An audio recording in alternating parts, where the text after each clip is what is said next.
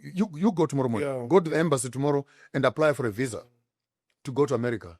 You would write a book of notes. Who is your mother? Who is your father? Where do they work? Which school did you go to? How much do you have in your account? These ones don't even need to apply. They're just being told, come over. And you tell me that color does not matter. Color does not matter. Let's talk about vaccinations. Color does not matter. Let's talk about distribution of pharmaceuticals around the world. Tell me color does not matter. Tell me about the World Security Council. Tell me color does not matter. Tell me about the United Nations. And tell me color does not matter. Then after we have said color does not matter, then ask me why we're still being called dark continent if color does not matter. The great bishop, would you please comment on the state of a black man as you understand it now? You've done a lot of work in recent years. Where do you think we are, the state of a black? You travel all over the continent. In your view, where are we? What is the state of a black man today? The state of a black man is encapsulated in a vision that I had. A dream, rather. Vision, you might be too complex for the other weaker. I also sleep. When I sleep, I also dream. Like all of us do. So I'm in Durban, physically, and I'm at the North Coast, just a few meters away from Marine Parade. I have a privilege of being taken there when there were no buildings yet, quite in the past, a few centuries ago. There was a whole thicket of mangrove there with palm trees, beautiful. And we had come there with a church group for what we call our camp meetings. So we took palm trees and made these small little shacks. We're living actually like in a camp, like we do for our camp meetings. So we're there, we're playing, we're singing with our hymns and having fun.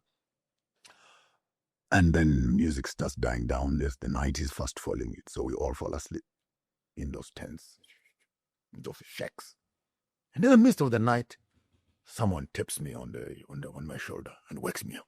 I wake up. I don't have a chance to look at this guy, but he's friendly. He says, come with me. And then walks with me in the thickets of the mangrove, heading towards the beachfront, up to where the beach is. So takes me in. One of the first time I'm relating this vision.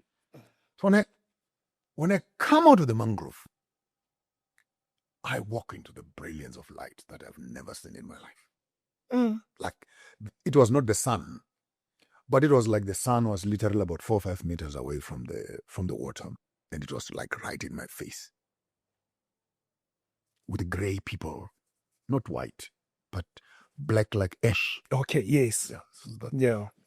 And this is way before I started even understanding the concept of a black supernatural sort of thing. So these are old men, beautiful long white beard, but gray. I could almost say gray. It's black, but the skin is old and soft, dressed up in these baby blue colors and extra. But in the brilliance of light, I look at that, and in my head, Jesus is coming again.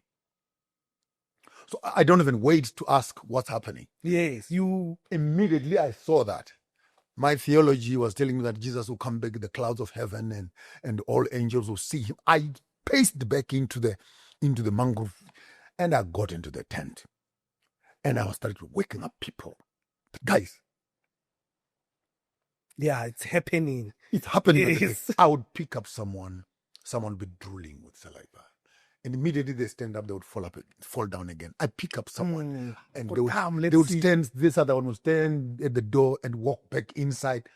I woke up in the morning wet to my breast. Literally, I was at work trying to wake up people. What is the condition of the African? We are dealing with an audience that has been sleeping for a very long time. And when you wake someone up from sleep, there are various conditions. It's not all of us who wake up from sleep, from unconsciousness to consciousness. Particularly if your sleep is interrupted. Some actually have tendencies of disillusionment. When you wake them up and ceremoniously, they could become violent. Because it's almost like transition from one end of the world to another end of the world. Others wake up and slowly they begin to rub their eyes to find out Actually, but there's something. What's happening? Exactly where, man. Yeah. In some certain cases, this other guy wakes up in the night and finds another thing sleeping next to him and says, "What's your name?"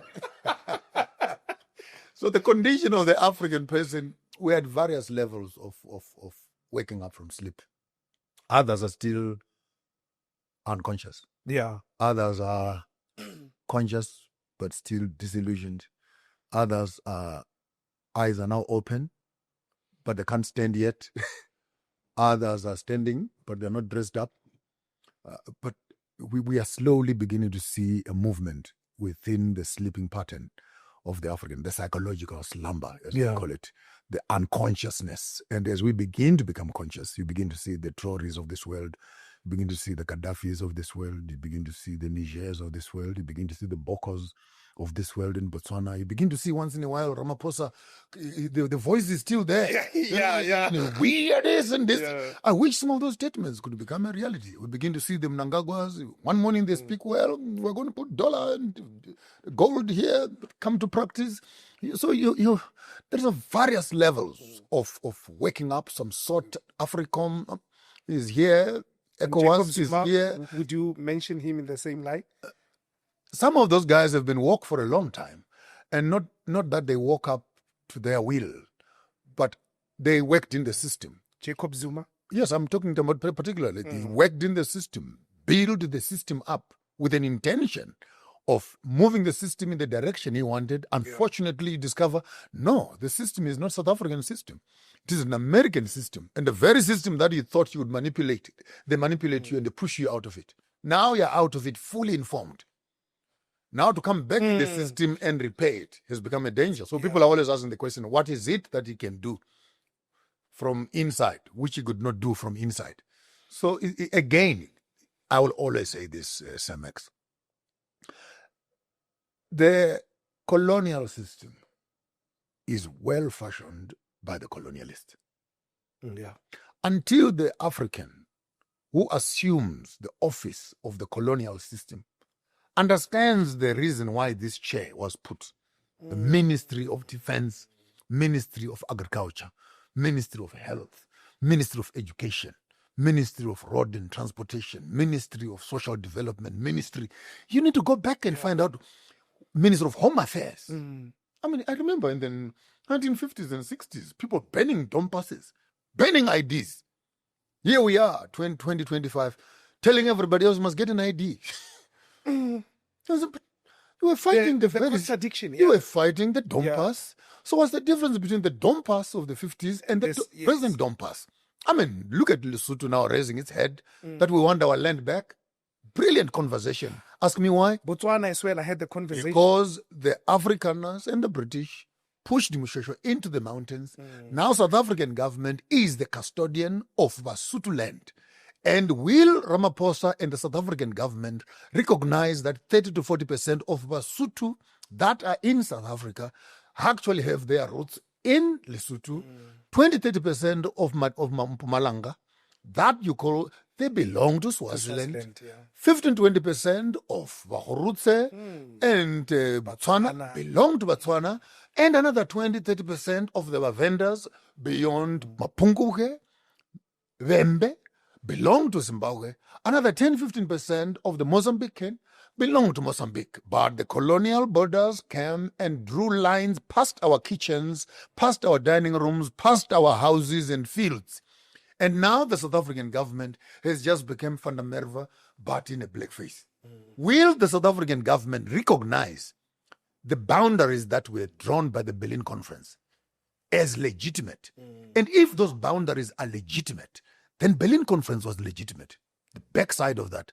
But if Berlin Conference was illegitimate, then every present government, every present president is illegitimate because they are presiding over illegitimate boundaries.